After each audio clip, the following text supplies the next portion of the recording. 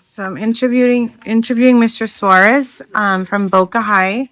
Can you tell us a little bit about your background in teaching? Sure. This is my 22nd year teaching.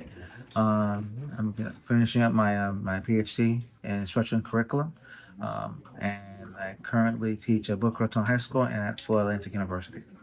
What do you teach at Boca High? I teach film, live film production.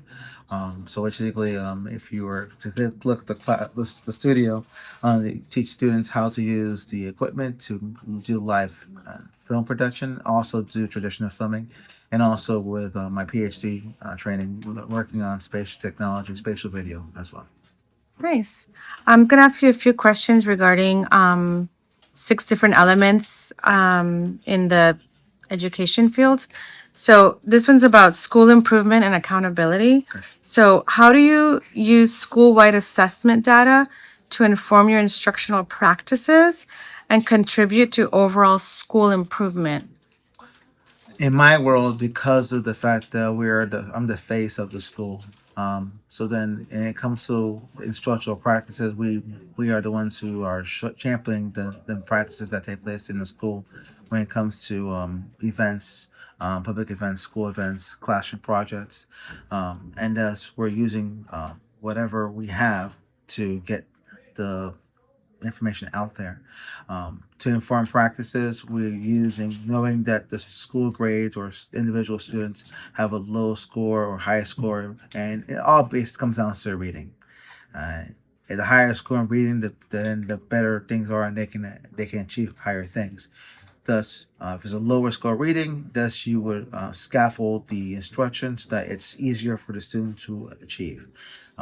If it's still too difficult, you scaffold lower, or you make the lesson much more simpler, as much as possible, and to accommodate the reading scores. So, and reducing the cognitive load.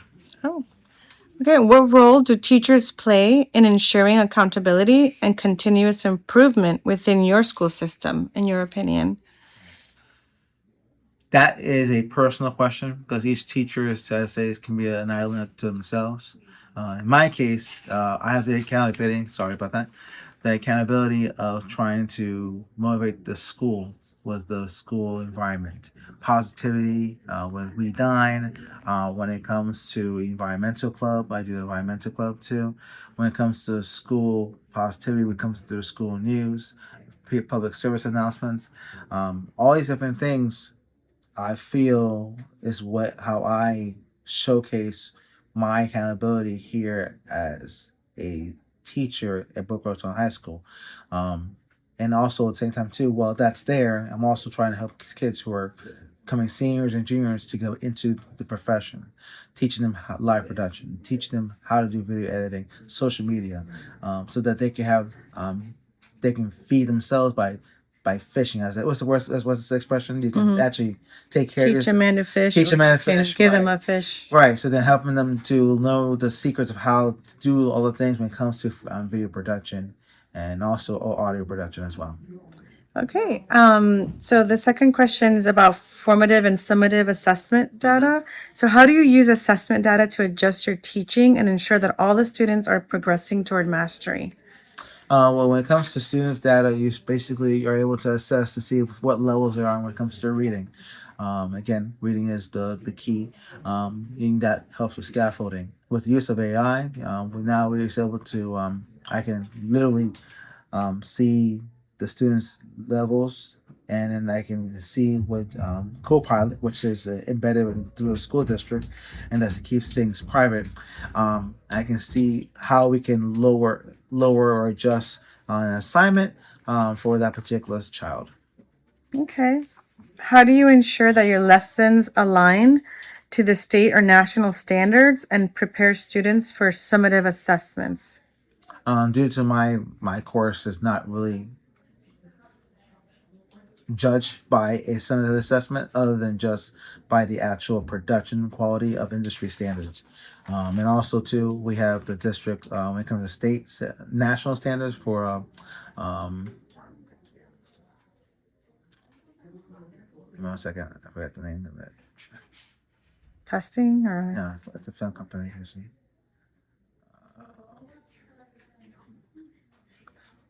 FSBA, yes, there is FSBA, and there's others. There's another film competition, STN, sorry, STN that has particular national standards for film.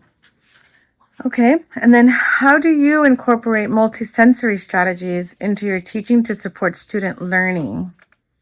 Boca Raton High School has a large autistic population, and my own son being autistic, so I know I heavily work with assistive technology, on software like Notebook LM, and then also too willing to adjust the software, software assistive technologies to help students. Um, Issues that might happen are with cognitive load when students are too much overbearing. They might need some timeout, Hmm. some sensory because the things might be too loud. We might reduce some headphones. Those are the things that I see it. But my course can be done by any student. Just have to have the right accommodations. Okay. Do you have an example of an accommodation you've ever had to use for a diverse learner or Yes. a certain? We're teaching a student how to do live production switching. The student didn't have understand the concept, so what we did, we actually did a PowerPoint example Okay. with a slideshow. We have the slideshow of the anchor, and on the side right, you have the image of what I would want the student to do on the live production. So by doing those type of things, you can help the students to visually see it. Then you'll have the student practice it. Okay. Thank you. And then can you describe a time when collaborating with colleagues or stakeholders led to meaningful improvement for students? My job's all collaborating. We do Yeah. prep rally, we prom, It's true. everything that has to do with the school event. We collaborate with even the football games. Yeah. We're collaborating, having students collaborate with the athletics department because they're filming, Yep. and also so then that's a coordination, which a lot of times kids have a hard time. But for me, I've been doing it for a while. I remember the biggest thing I've ever done was when I was beginning to teaching was when I was we did a prom safety prom, and it was kind of cool because we had the police helicopter ambulance, and we had like a fake dramatization for drunk driving in the field. Oh, That was wow. kind of cool. That was really cool. Many That's years ago. interesting. Wow. All right. And then this is regarding communication with families. So, how do you build and maintain strong relationships with families to support student learning and success? Once they're mostly in freshmen, that's when they're freshmen. They come into school. That's when you hit it hard with accountability with parents.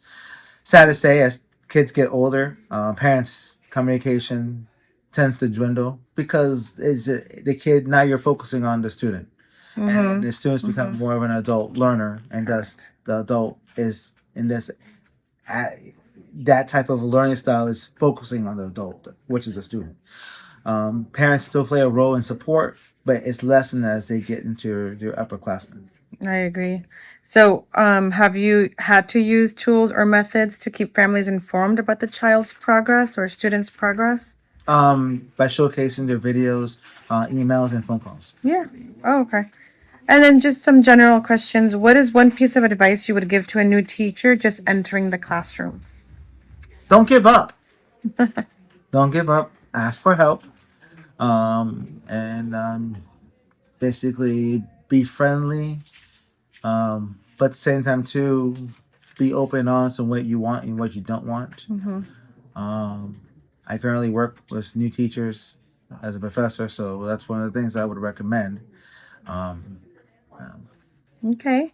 And what's one change in education you've seen over time that you think has made a big impact positively or negatively over 22 years in education?